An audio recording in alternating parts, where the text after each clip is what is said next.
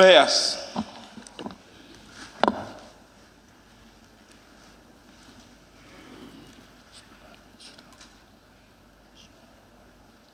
Almighty God, who in thy wisdom and goodness has appointed the offices of rulers and parliament for the welfare of society and just government of men, we beseech thee to behold with thy abundant favor us thy servants, whom thou hast been pleased to call to the performance of important trusts in this land.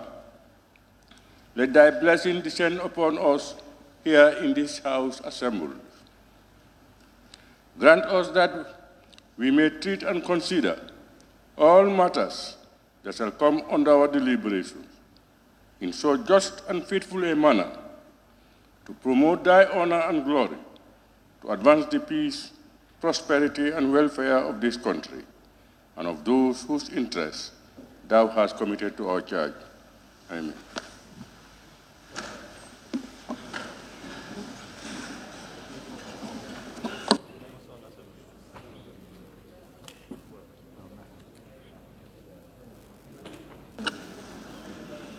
Communication from the chair.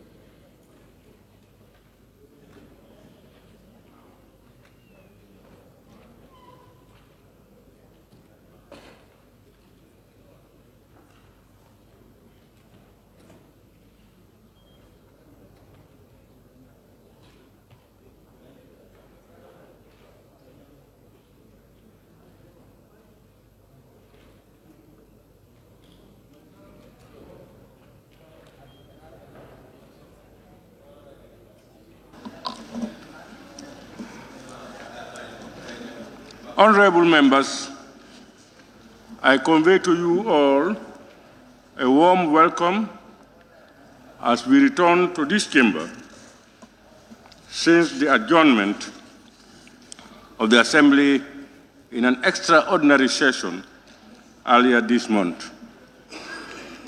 As we commence the fourth ordinary session, which is generally called the budget session, we must brace up for the busiest and, of course, the longest session of the National Assembly each year.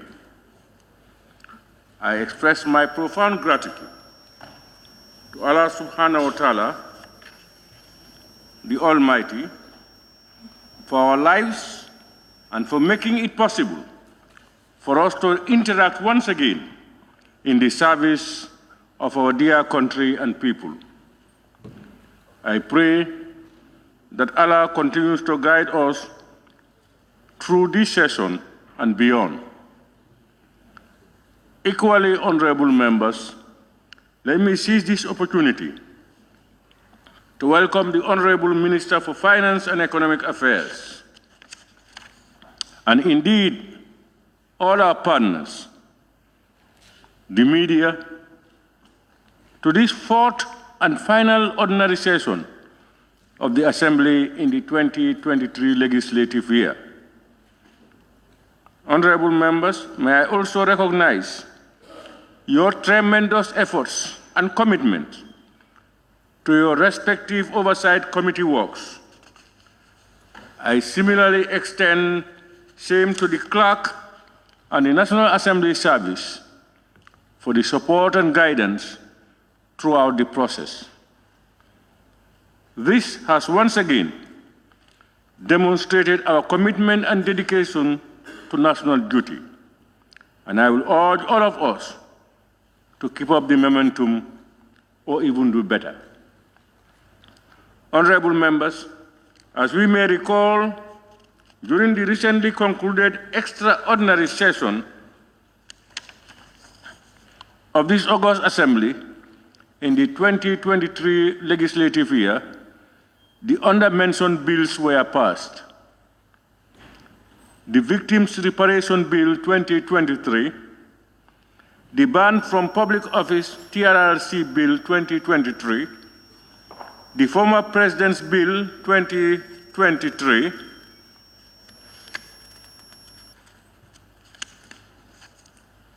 under the Commission of Inquiry Amendment Bill 2023. Accordingly, the said bills are being processed for presidential assent, and the Assembly will be updated accordingly. Honorable members, as published in the order paper for today, the Honorable Minister for Finance and Economic Affairs will officially table the report of the Auditor General on the audited financial statements of the central government of the Gambia for the year ended 31st December 2020 before this August Assembly. I wish to remind this August Assembly that by convention of this Assembly, once this report is tabled, an honorable member will move a motion to commit the report to the relevant committee of the National Assembly, in this case, to the Finance and Public Accounts Committee, FPAC, for a detailed scrutiny of this important report on behalf of the Assembly. Honorable members, thereafter, pursuant to Section 152(1) of the 1997 Constitution of the Republic of the Gambia and Order 86 of the Standing Orders of the National Assembly, the Honorable Minister for Finance and Economic Affairs shall today table the 2024 estimates of revenue and expenditure of the Republic of the Gambia for the period 1st January to 31st December 2024, both dates inclusive, for consideration and approval of this August Assembly during this ordinary session. Therefore, honorable members, I urge all members to kindly take note of the relevant provisions of the Constitution and the standing orders for guidance during this session. I thank you all for your attention. Clerk, may we proceed?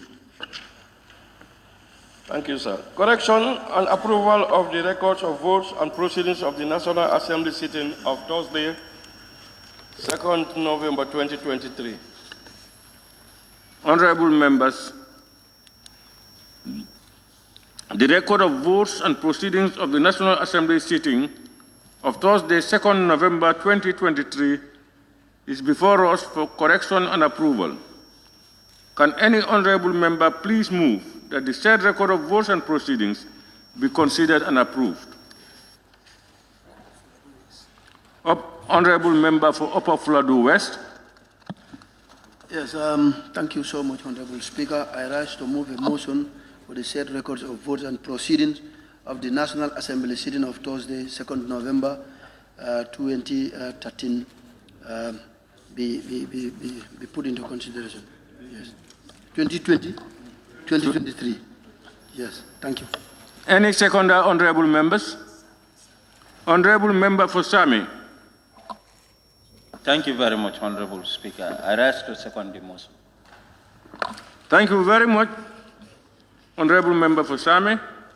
It has been moved and seconded that the record of votes and proceedings of the National Assembly sitting of Thursday, 2nd November 2023 be adopted. Honorable members, I think we all have copies of the said record of votes and proceedings. As usual, we will look through it page by page, and members may make their observations on each of the pages as we proceed. Beginning with page 1.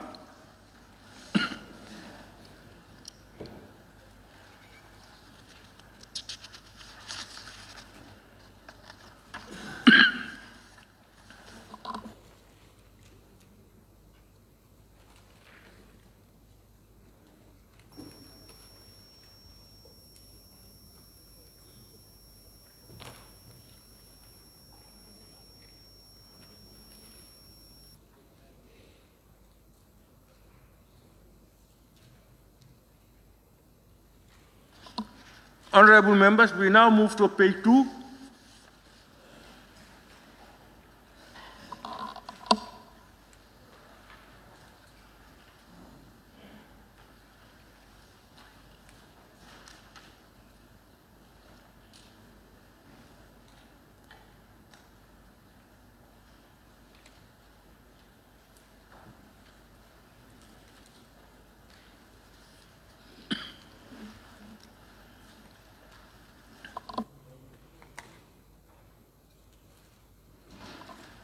Honorable members, we can now move to page 3.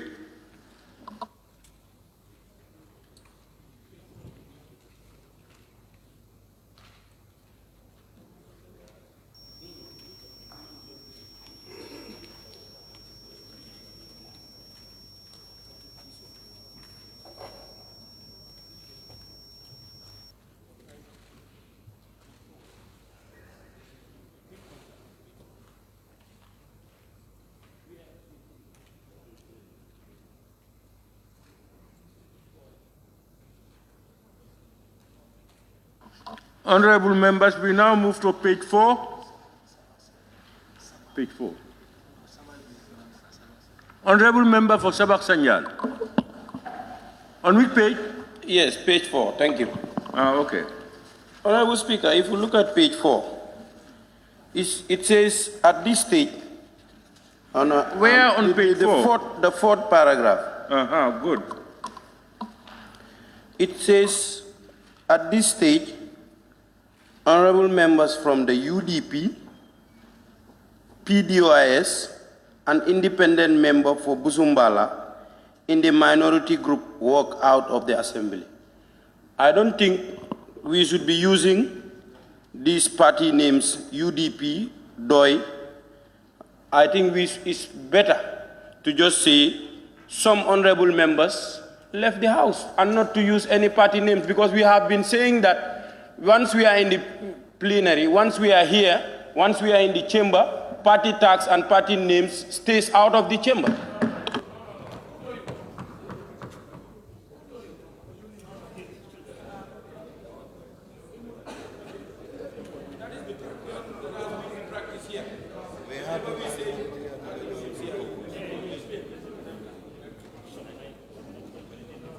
Honorable members, you can comment. Yes, honorable member for Central, is it Central Badibu? I totally disagree with the honorable member of 𝒂𝒏𝒔. Even the sitting arrangement in the parliament shows to us the party that you belong to. Do you understand?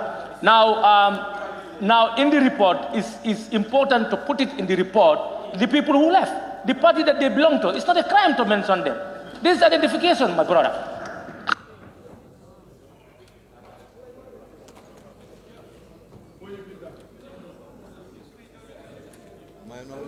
Honorable member for 𝒂𝒏𝒔, for unity and sequence, for the performance of our job as expected as one national assembly. I think this party affiliation is something that is truly affecting us, and I don't want us to use the party names in it. That is my submission. honorable member for Bakau. Thank you very much, Honorable Speaker.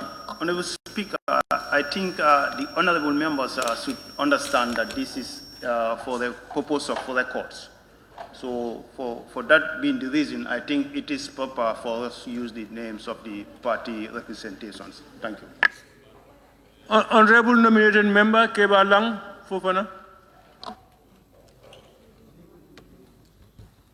Honorable Speaker, I second what the honorable member for 𝒂𝒏𝒔 has said. And if it is for the records, I will refer you to page 3 of the report. The following honorable members were absent with permission. And among those honorable members, you'll find Honorable 𝒘𝒘𝒘. Now, when you say that the honorable members of UDP left, does it include him? No. So, and again, Parliament is about consensus building. Once we come to the floor here, we do not put on our political caps. So it should not reflect. If I can complete.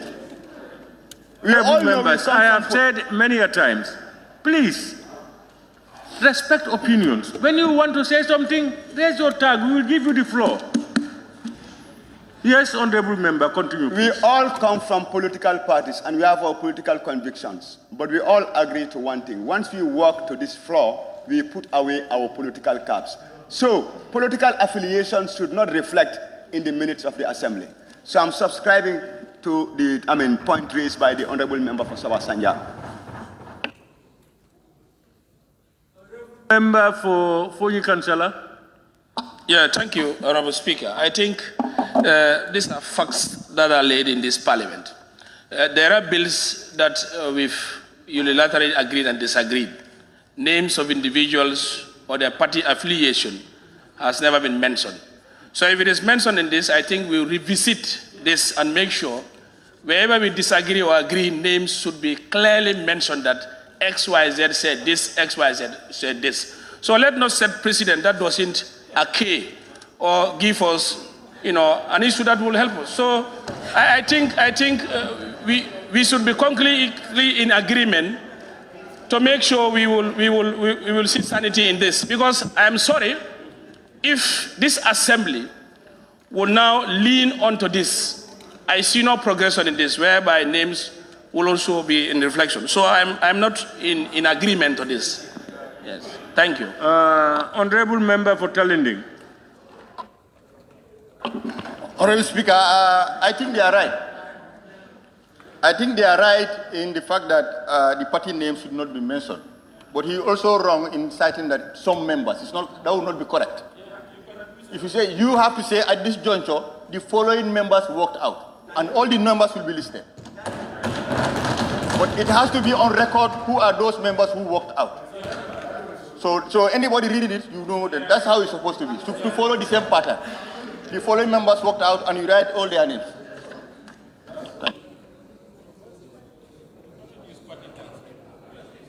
Honorable Member for Brikama North and Minority Leader. Thank you very much, Honorable Speaker. The essence is to put on record as what transpired. Members walk out from the National Assembly. The people need to know who are those members who walked out from the National Assembly. The record simply simplified it and limited it to political parties and independent. That's a way. If it's political parties, now one can understand specifically for PDIs, both members were here. But for United Democratic Party, not all the members were here. As it implies, it will mean that all the UDP walk out. All the UDP walk out, which may not be the case because at least a member was absent. And if you use the word some, it will imply that not all UDP walk out, but some stay. What in my view may be fitting here, we state the names of those who walk out. There, you don't even need to ask who were the people in UDP or in PDOS, as long as their names were captured. And as it implies, in all cases in our record of votes, we don't use the name of political parties, but we use the members and their constituency. I think we follow that format. Let's use the names and their constituencies. Honorable members, we've heard you. I think the mentioning of the various political parties is what is taking the center stage. That's what most people will want. So what I want to say is, actually, remember this is Parliament, and Parliament has two sides. Parliament anywhere has two sides. That's the ruling and the opposition. Now, the political party names may not be important, but it's either the ruling does something, or individuals do it, or political parties do it, or the opposition does it. That's what is there. But what is important is to get the records. If we can get the names of those people and their consequences who moved out, let's replace the minutes with that. To indicate that these were the people who actually went out and their consequences. You taking note? So I think that would be corrected, and I hope you've got the list. Huh? Okay. All right. So I think, honorable members, it will be corrected to indicate those who walked out instead of the names of the various political parties. Yes, Honorable Member for Jara Central. Yeah, thank you very much, Honorable Speaker. We are still on page 4. So on page 4, after the same paragraph that we are talking about, the caption there, second reading of the former President Bill 2023, Order 66. We should add S to the President, because this is how it was in the bill. Thank you. And wherever it appears, because it appears on other pages too.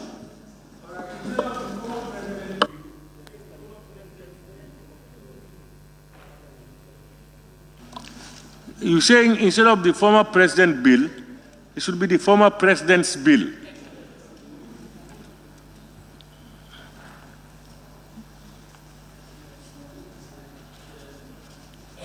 Thank you very much. Any more on page 4? Honorable members, we move to page 5.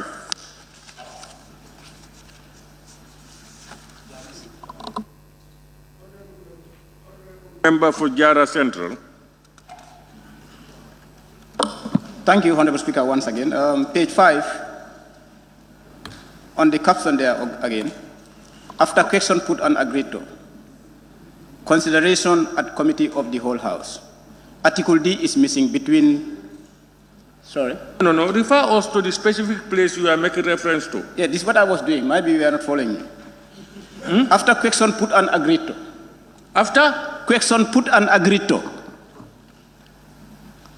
Yes? Yes, you go down, the caption in capital letters. Consideration at committee of the whole assembly.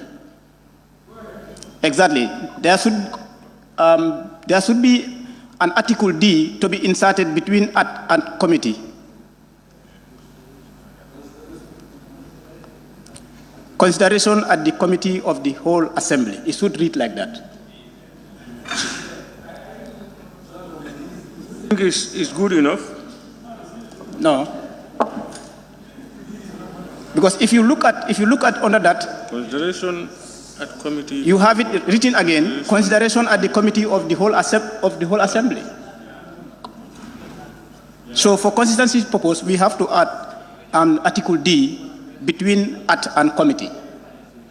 If you come down, yes, to the one in italics, that's the second heading, the last heading. Exactly. That also is consideration at the committee of the whole assembly. Excellent. So the first one also should capture article D. Thank you. Yeah. Okay, we put the article D.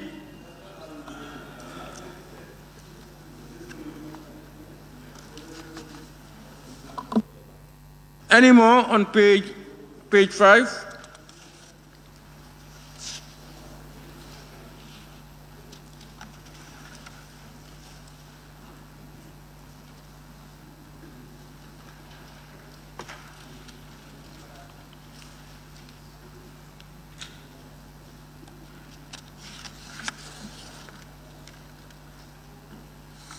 Honorable members, we move to page 6.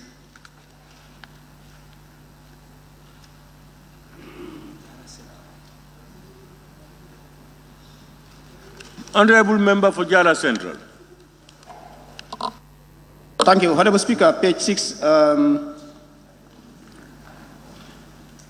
the third reading, that caption, you go down, the first paragraph, the second paragraph, where you said the Honorable 𝒂𝒄𝒄𝒏𝒆𝒍, that article this should go out. We should delete it. And to remain as Honorable 𝒂𝒂𝒏𝒆𝒍, Member for Kantora, Majority Leader, seconded the motion. Thank you.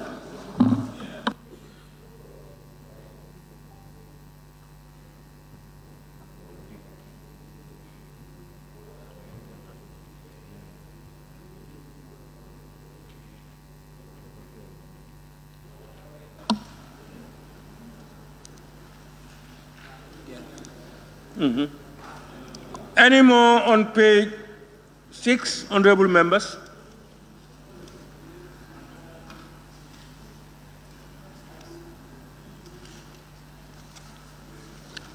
Honorable members, we move to page 7.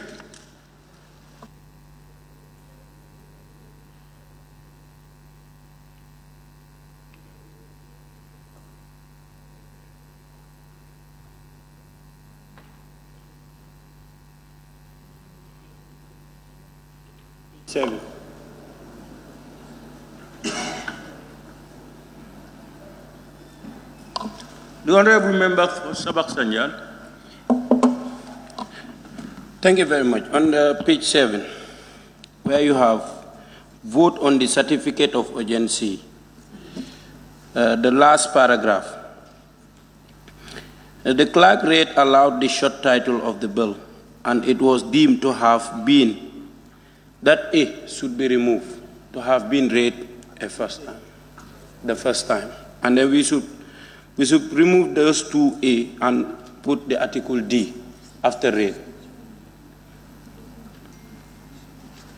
The clerk read aloud the short title of the bill, and it was deemed to have been that A should be removed. Yes, thank you.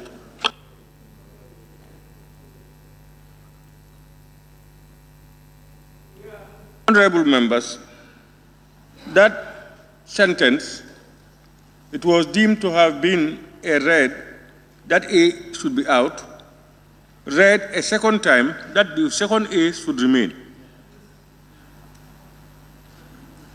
The first A before read should go out. Any more on page 7?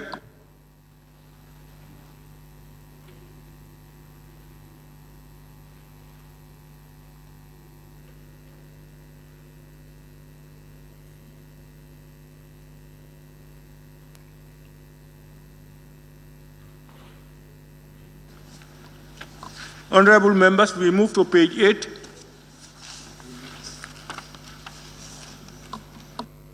Honorable Member for Woodley East. Yeah, thank you very much, Honorable Speaker. When we come to the questions, question 1 on page 8, they put questions put when it is only one clause. So we should remove the S on the questions and make it question. And then the same thing at 6. Question put is only one clause that stands part of the bill. You've seen them.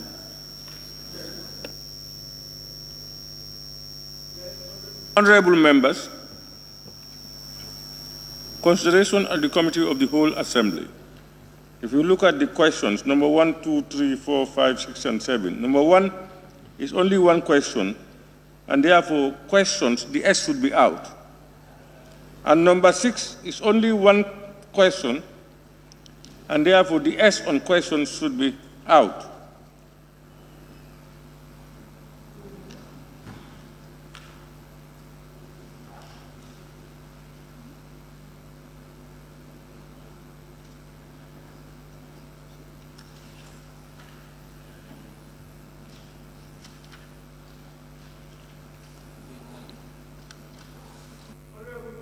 We can move now to page 9. Honorable Member for Woodley East. Yes, thank you. On the adjournment, the way the sign die is spelled is sin die. So we put E on the sin. You've seen it.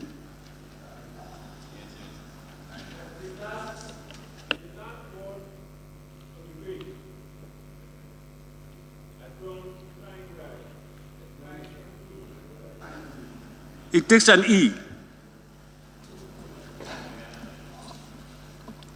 Any more? Honorable Member for 𝒂𝒏𝒔. Thank you very much. Where you have question put and agreed to, it repeats itself and says, question put that the bill be read a third time and pass. Are you on page 9? Where you have question put and agreed to, it is repeated that question put that the bill be read a third time and pass. As far as we have question put and agreed to, what should follow and what used to follow is that the bill be read a third time and pass. Thank you. Questions put and agreed to is the heading. And then you have questions put that the bill be read a third time and passed. Speaker, if it is a heading, then we should remove that column. But normally what we used to have is, if we have it like this, what follows is that the bill be read a third time and pass. In fact, that, to be consistent, that has been the trend. So you can even look at it from page 6. That is exactly how it is done there. Thank you. Yeah, but what I'm saying is the question put and agreed to seems to be a heading. That's why it's in bold. Now, you want us to remove that? What are you suggesting then? I'm saying there is no need to repeat what you have as the heading again, as question put. Hence, you have it already, and there's a column that follows. It is telling you that there is something that follows, which is that the bill be read a third time and pass. You know, if you want to have it as a heading, you can still remove the column. If you remove that column, then you can have it as a sentence. Now, what I'm saying is, question put and agreed to does not mean, it's not in full. So you are either saying we remove it and continue with question put that the bill be read a third time and pass. Or you want it this way, question put and agreed to that the bill be read a third time and pass. Huh? Yes, thank you very much. The last one you read, that is exactly how I want it. Thank you. Honorable members. Huh?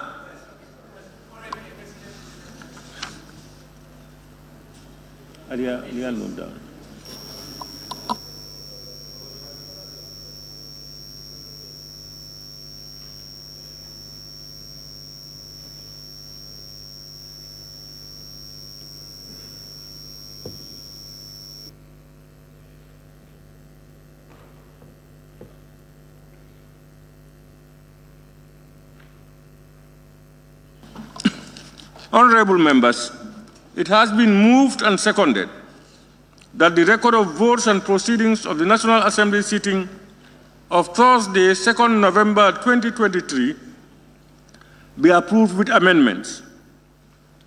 Those in favor, please say aye. Those not in favor, please say no. The ayes have it. Thank you, honorable members. Clerk, may we proceed? Laying of papers and reports.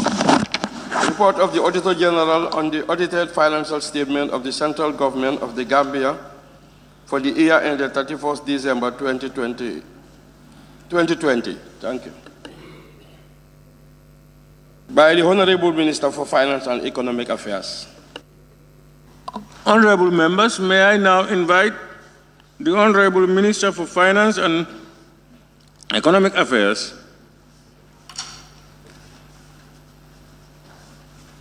to lay the report of the Auditor General on the audited financial statements of the central government of the Gambia for the year ended 31st December 2020.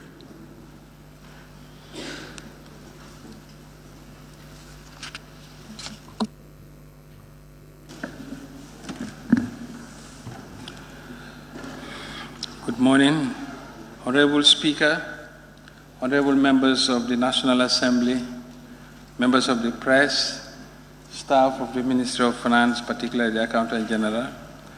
I am pleased to lay before this August National Assembly the audited financial statements of the Government of the Gambia for the financial year ended 31st December 2020. The financial statements consist of accounts that are under the control of the Accountant General's Department and do not include full transactions of the state-owned enterprise, self-accounting projects, and local governments. These entities are audited separately by external auditors through the Office of the Auditor General.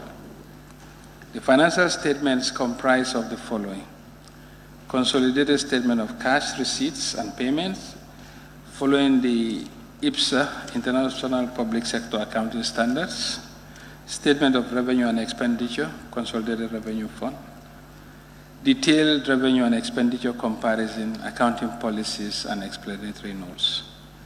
The financial statements also contain additional information as required by Section 63 of the Public Finance Act 2014 and Part 2 of the cash basis of IPSAS. Basis of the preparation. Honorable Speaker, the financial statements have been prepared in accordance with the following legal and regulatory frameworks. 1. The 1997 Constitution, Public Finance Act 2014, Financial Regulations of 2016, International IPSAS cash basis. As you may be aware, there is a strong drive for the governments to adopt international best practice. Thus, the government of the Gambia adopted the International Public Sector Accounting Standard, otherwise known as IPSAS, as the basis for preparing its financial statements. The adoption of IPSAS is a necessary element in strengthening the governance framework and enhancing transparency. Thus, it has enabled the setting up of appropriate minimum benchmarks for discharge of accountability and transparency, the provisions of a framework against which audit is undertaken, and allows improved quality and comparability of financial information reported by the public sector against performance of other countries that have adopted IPSAS. 3. Issues raised by the Auditor General and the actions taken to remedy them. Honorable Speaker, the government has taken necessary measures to address the issues arising from the audit of the financial statements for the year ended 31st December 2020. Details of the actions taken are provided in the management letter of the Auditor General. Additional information or documents and further clarifications on the unresolved issues are being collated and will be shared with the National Audit Office. Continuous improvements in the preparation and audit of government financial statements. Honorable Speaker, there has been considerable improvements in the timely preparation and audit of government financial statements in the recent past. The government financial statements have been prepared up to 2022.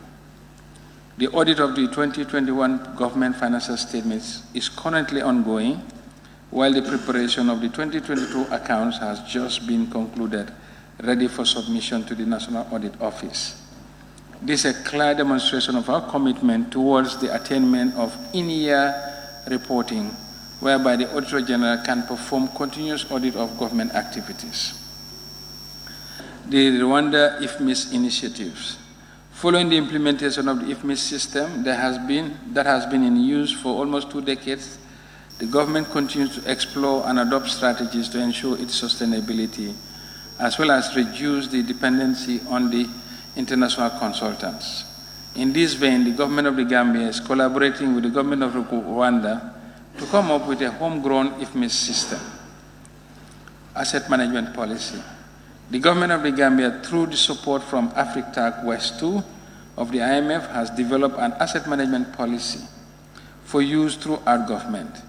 This will, to a great extent, serve as an important pillar towards migrating to IPSAS accruals, and it will also support the management of tangible and intangible assets of the government.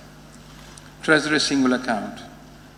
The implementation of the Treasury single account, through which all government bank accounts will be consolidated at the Central Bank of the Gambia, has successfully been implemented. This has been extended to semi-autonomous institutions such as the National Assembly, Judiciary, National Audit Office, and National Human Rights Commission. This has fully eliminated cash or check payments. The Treasury single account will enhance the government cash position, thereby reducing domestic borrowing.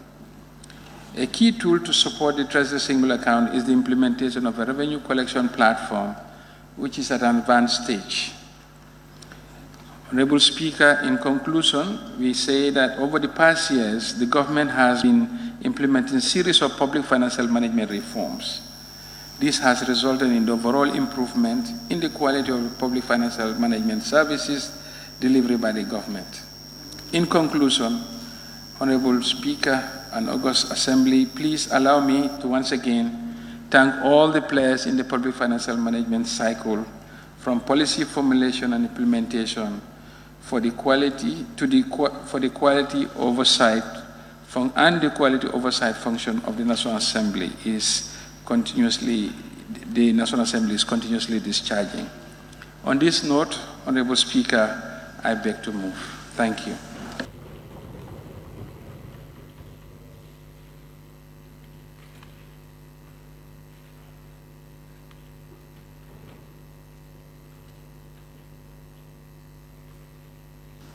Thank you very much, Honorable Minister.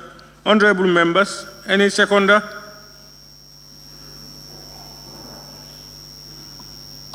Yes, Honorable Member for Upper Nyomi. Honorable Speaker, thank you so much. I second the motion. Honorable members, it has been seconded, moved and seconded.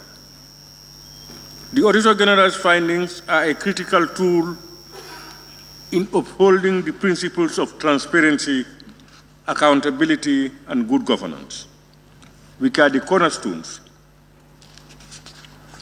of our parliamentary democratic system.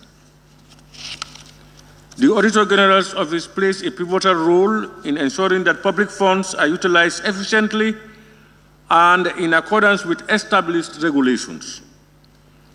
The report, a product of meticulous examination and audit procedures, provides us with insights into the financial health of our government, revealing areas of success and areas that demand our immediate attention.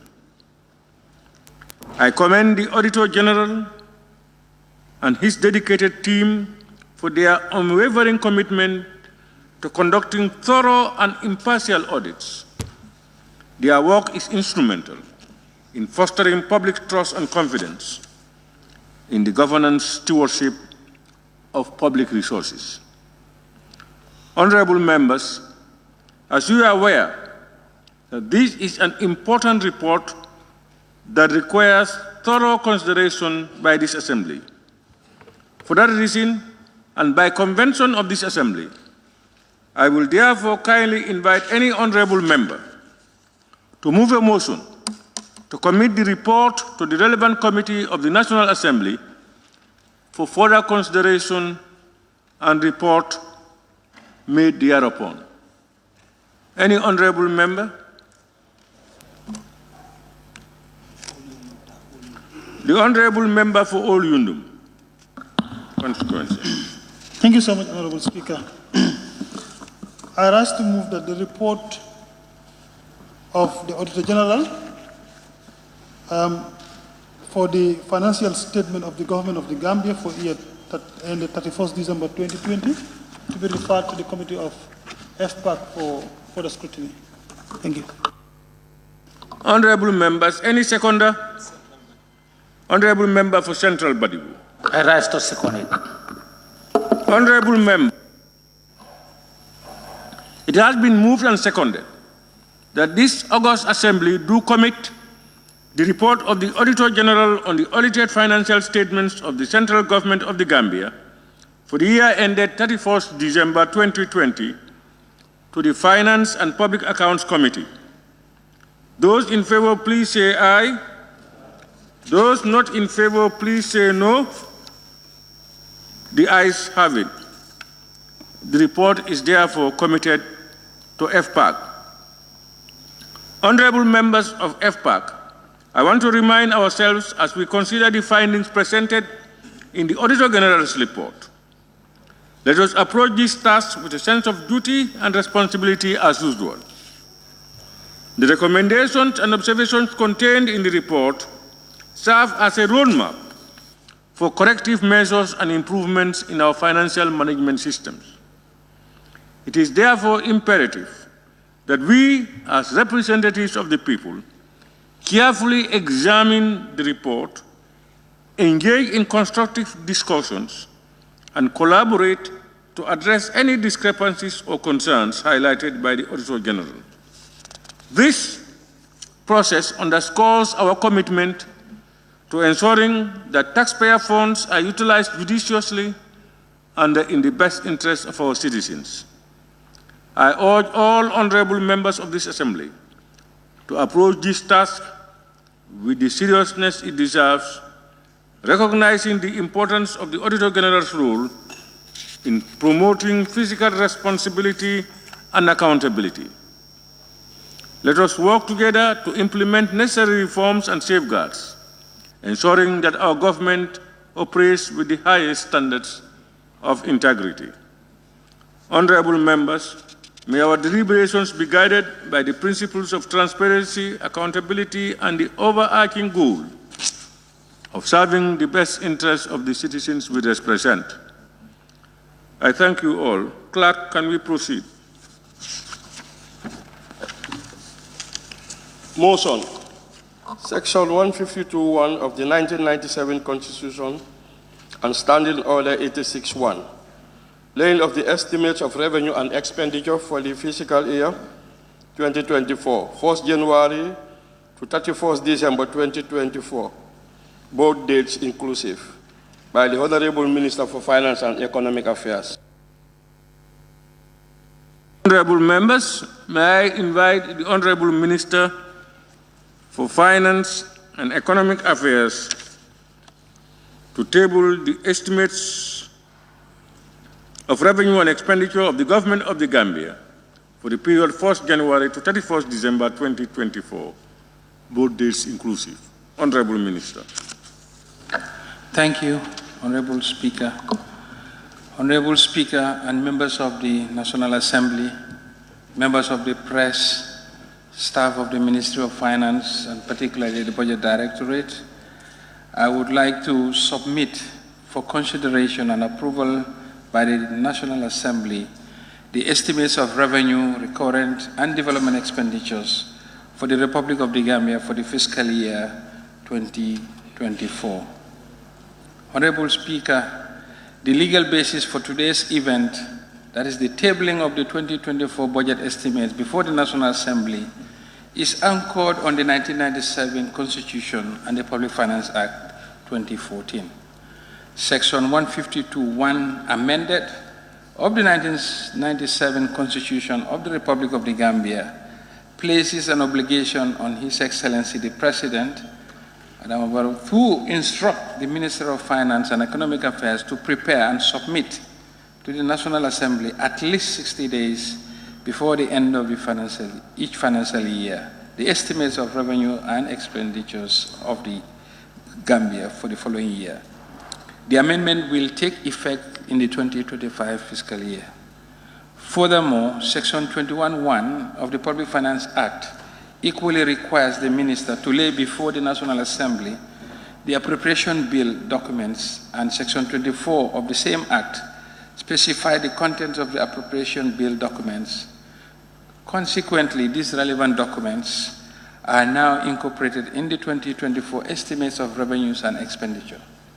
It is also worth to note that in the light of the foregoing, the Public Finance Act provides under Section 27 thereof for the National Assembly to appoint temporarily or permanently a core team of technical staff to assist in gathering information, making research and analysis on issues pertinent to its deliberation and resolution on the budget submitted by the Minister of Finance.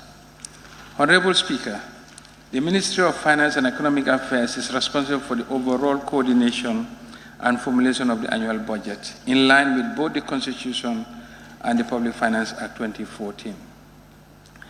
The 2024 budget is anchored on the reduction of the overall fiscal deficit, including the gradual reduction of the net domestic borrowing as a percentage of the GDP over the medium term.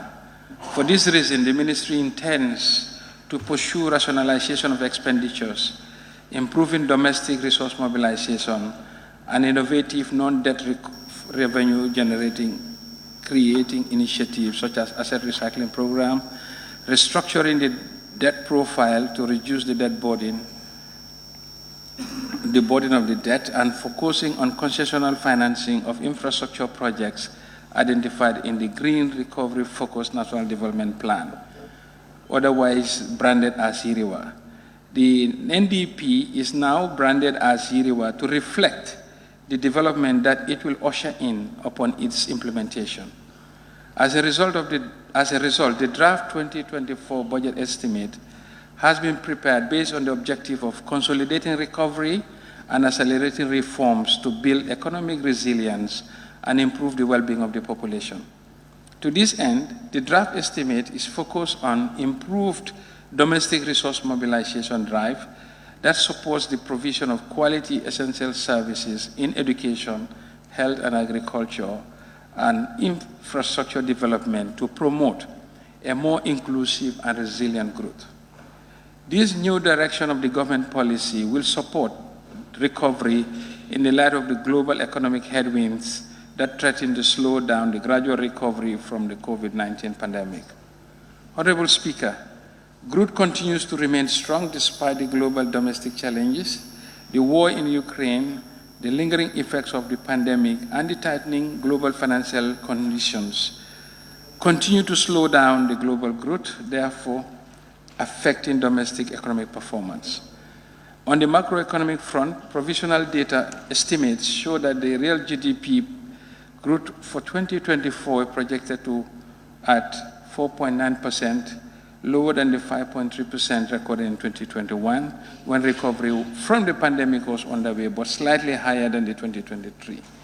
This steady growth performance results from the spillover effects of the Russia-Ukraine conflict, which has severely dampened the growth prospects.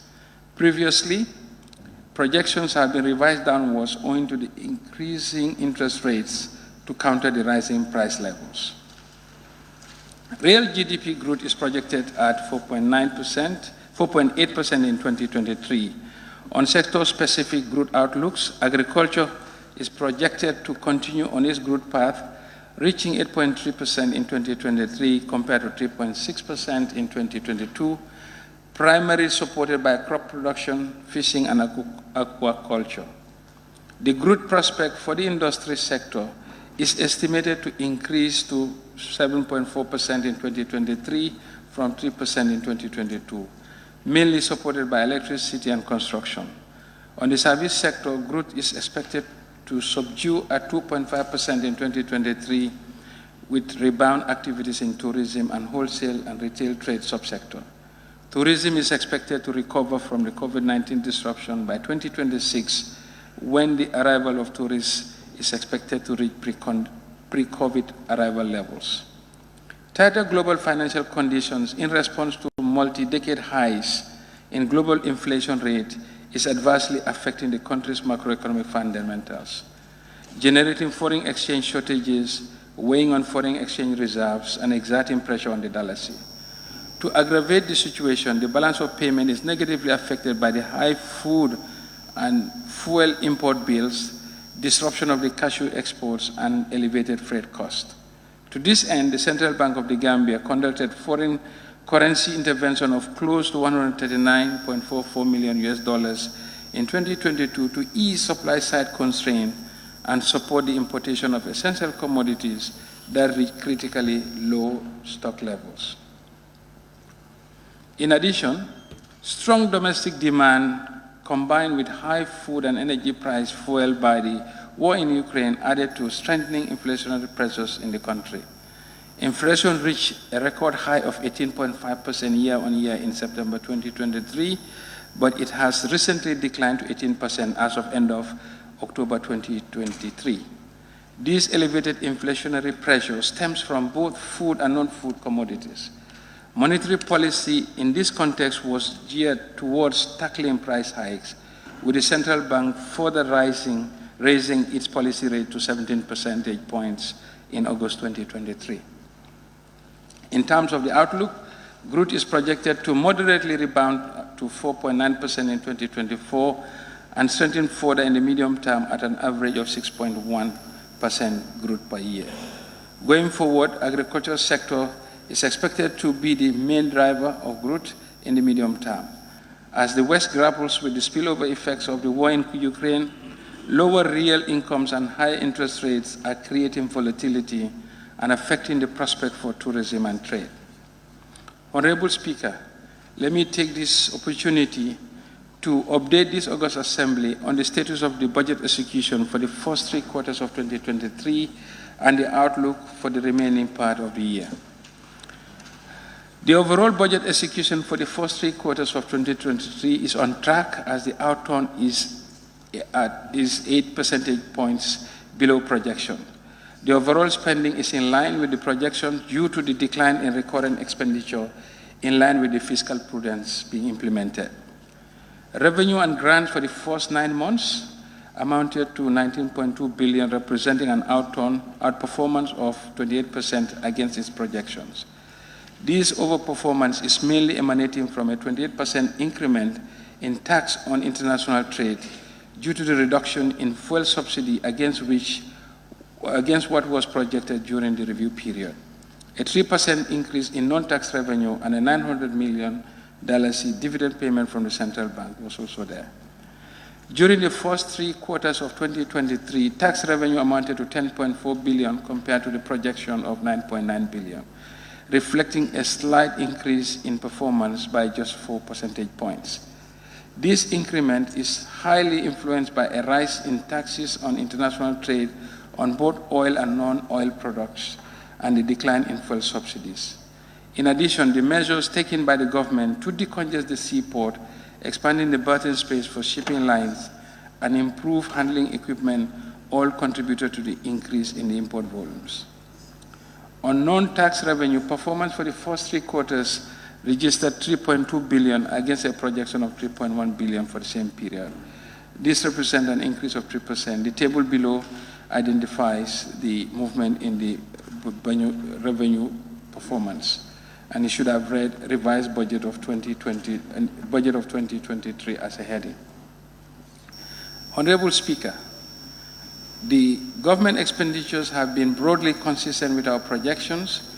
Total outturn for expenditures and net lending in 2023 are projected to reach 32.3 billion. In comparative terms, the year-end outturn expected to be 4.8 billion below the approved budget of 37.15 billion. This is mainly because of curtailing of expenditures and reduced disbursement in project grants. On debt interest, 2.46 billion has been utilized as of the end of September 2023, representing a disbursement rate of 81.8% of expected outturn, of which 1.96 billion or 79.4 percentage points of actual interest expense was domestic. Other charge expenditures reached 5.97 billion, of which goods and services represent 2.46 billion, and subsidies and transfers 3.15 billion. The projected outturn for other charges for 4th quarter is 2.79 billion, while the end year is projected to be 8.7 billion. The outturn for capital expenditure for the 3rd quarter was 9.34 billion and is projected at 13.79 billion by the year end. Personnel costs as at the end of the year is estimated at about 600 million above the approved budget of 6.1. And the table below shows the projection actual outturn Q1 to Q3 and Q4 projection and the year-end totals. Honorable Speaker, total revenue and grants for 2024 budget is projected to reach 34.93 billion, representing a growth of 5 percentage points compared to 2023 budget of 33.22. Tax revenue is expected to increase by 24% due to improvements in the economic performance and enhancements in tax administration through digitalization and compliance. Furthermore, a tax expenditure policy to be adopted will also help to enhance revenue by reducing exemptions, increasing collection of third-party data, and improving tax compliance. There are also ongoing efforts to increase collection of corporate income tax of major contractors, particularly those benefiting from major government contracts in the construction sector and the PPP contracts. Preliminary engagements have begun and they are ready to regularize their tax obligations. In addition, the current scope for rental income tax collection will be enhanced by developing a comprehensive register of owners of residential and commercial properties in order to strengthen the tax compliance under this income tax category. Non-tax revenue is expected to increase by 86% due to partial anticipated receipts of $10 million from arbitration award and the payment of the first tranche of $15 million from the Trans-Gambia Asset Recycling Program. However, an additional $500 million has been factored to cater for more revenues from non-tax revenue to reflect the enhanced domestic resource mobilization drive. It is time for the revenue base to expand to reflect the self-reliance for national development instead of relying on donor or partner support. The 2024 budget will factor budget support to the tune of $3.18 billion from our development partners compared to $2.77 billion in 2023. And the bulk of this support are expected to come from the World Bank, $25 million, EU, 14 million euros, African Development Bank, $7 million, Agence Française de Développement, 5 million euros. Project grants and disbursement is revised downwards by 34% to reflect the optimistic projections of 2023. This adjustment in project grants will help to match estimates as close as possible to the anticipated outcomes. The table gives the comparison of the budget of 2023 and the estimate for 2024 for revenues and their percentage movements. Honorable Speaker and members of the August National Assembly, please allow me to explain the proposed expenditures contained in the 2024 budget according to the broad classification of government expenditures. Total expenditures and net lending are projected to increase slightly by 6 percentage points, rising from $37.15 billion to $39.38 billion in 2024.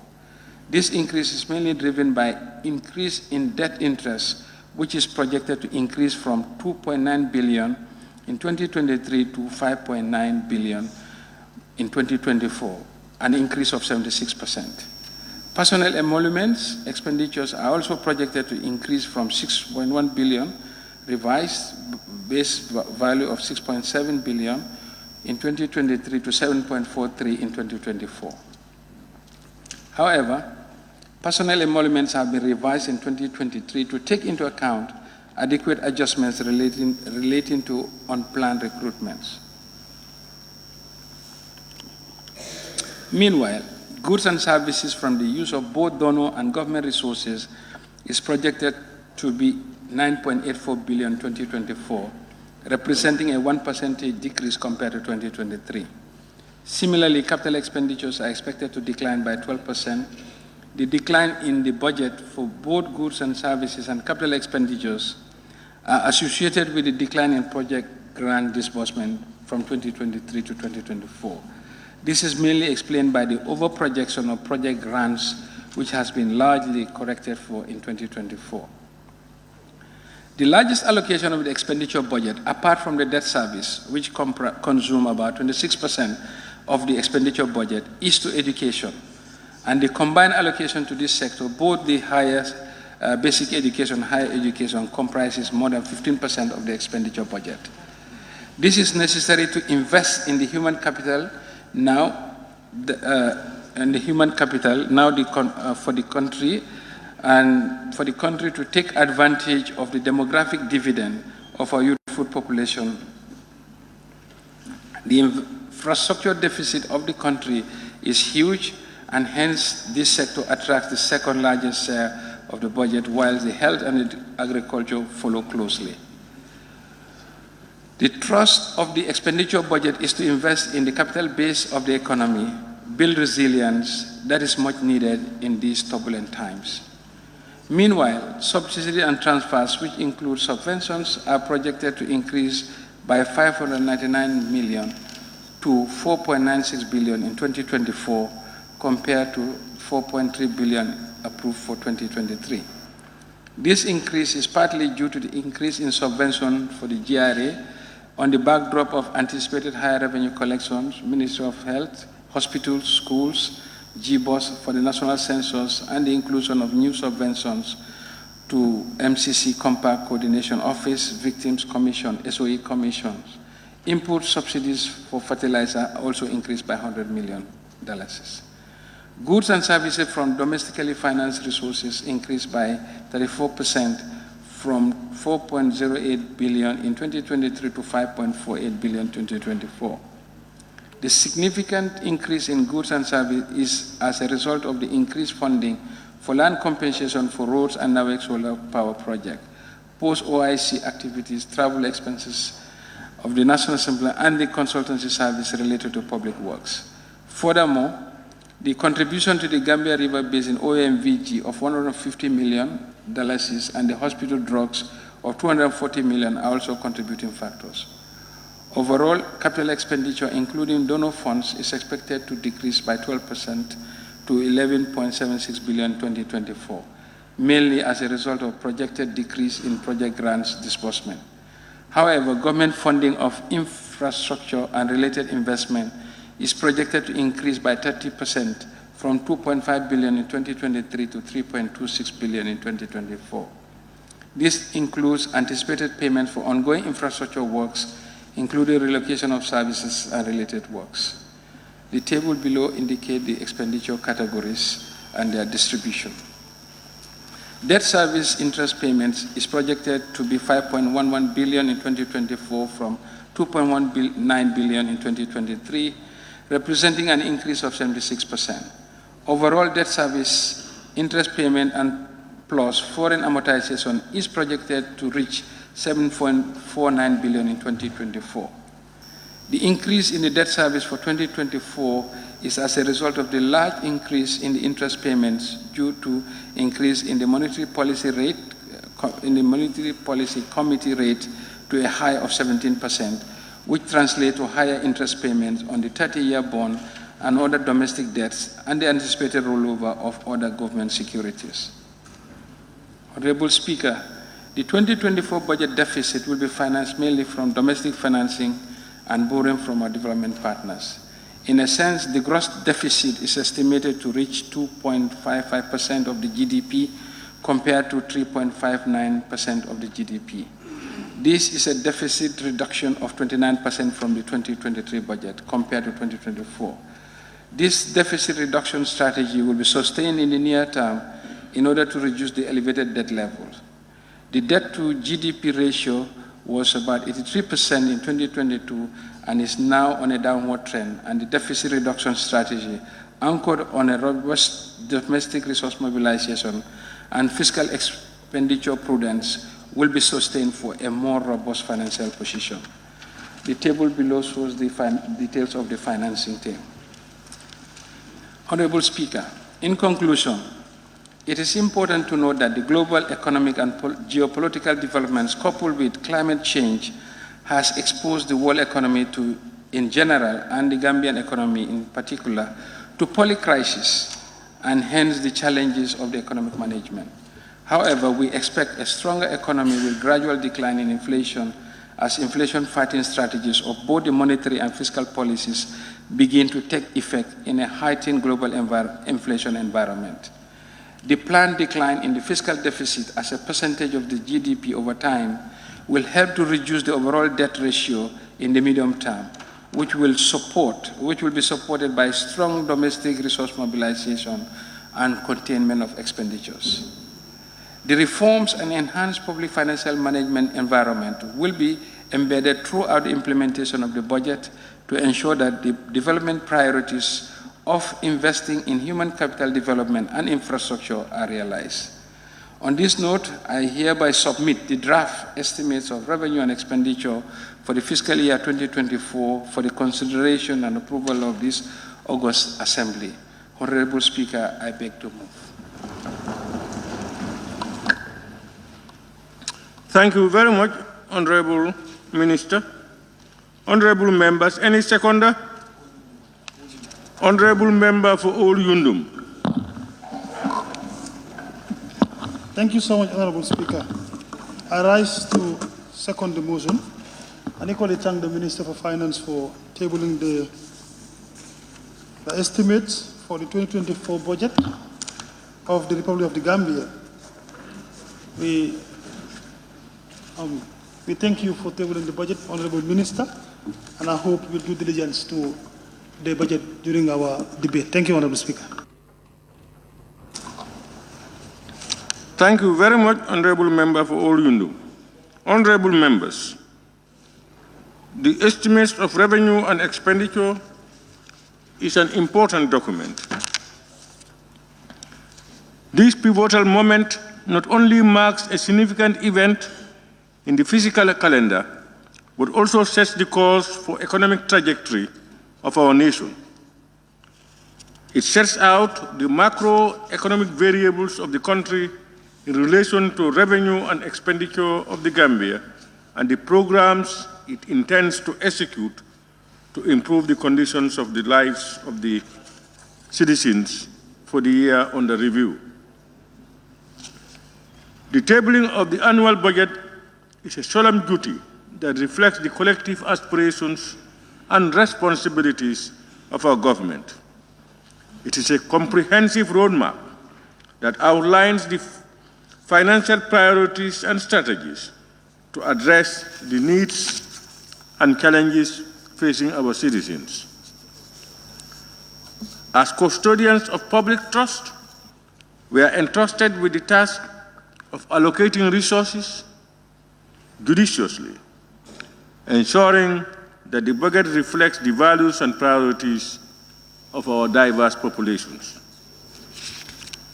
Our nation stands at a crucial juncture, facing both opportunities and challenges that demand a pragmatic, forward-looking approach. The annual budget serves as a tool to foster economic growth, social development, and environmental sustainability. It is a reflection of our commitment to providing essential services, investing in infrastructure, and fostering an environment conducive to innovation and progress. I commend the diligent efforts of the Finance Ministry and all stakeholders involved in the formulation of this budget. Crafting a budget is a complex and delicate process that requires careful consideration of diverse interests and perspectives. The budgetary allocations must strike a delicate balance between the immediate needs of our citizens and the long-term goals of sustainable development.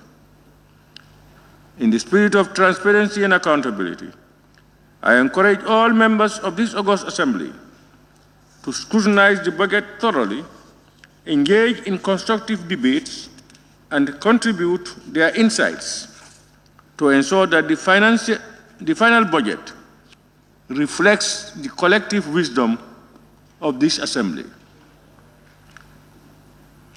Cognizant of this reality and of the provisions of Order 86-6A and B of the Standing Orders, the sitting will be adjourned to give members adequate time to review the document. Honorable members, as per approved agenda of this ordinary session, the Assembly Business Committee has scheduled Monday, 27th November, and a Tuesday, 28th November 2023, for consideration and debate proper on the 2024 estimates, while the Committee of Supply will commence on Wednesday, 29th and Thursday, 30th November 2023. Before putting the question, honorable members, I want to announce for the general information of members that the pre-budget training retreat is scheduled for the period from tomorrow, Saturday, 18th November to 20th November 2023 at Bakadaji Hotel in Kololi, along the Barton-Harding Highway. Accordingly, all honorable members are urged to take note of the scheduled dates for the retreat. The Office of the Clerk has sourced the services of various experts and technicians on budget analysis and training to help honorable members in their scrutiny role on the budget. Therefore, honorable members, it is important that we all attend this important retreat to enable us thoroughly scrutinize and digest this very important document. Honorable members, on that note, I now put the question. Be resolved that this August Assembly do stand adjourned until Monday, 27th November 2023. Those in favor, please say aye. Those not in favor, please say no. The ayes have it. The Assembly now stands adjourned until Monday, 27th November 2023 at 10 a.m. prompt.